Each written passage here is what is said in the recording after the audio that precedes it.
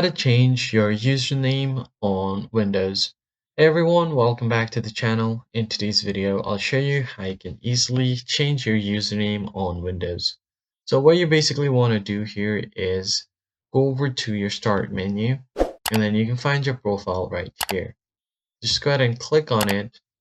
It's going to show your profile and you can just click on my Microsoft account, or what you can do instead is basically search for your account on the search bar and you'll find your account info. Click on it, then click on this option, manage my accounts. Tap on this. It's going to take you over to another page. From your accounts, you want to go over to your info on the left hand side. Click on it.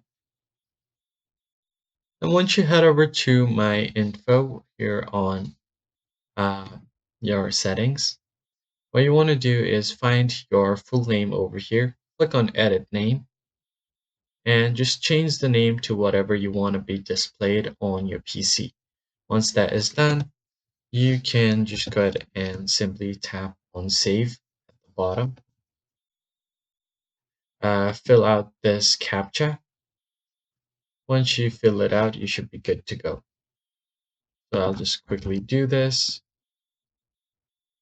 And from there, just tap on save.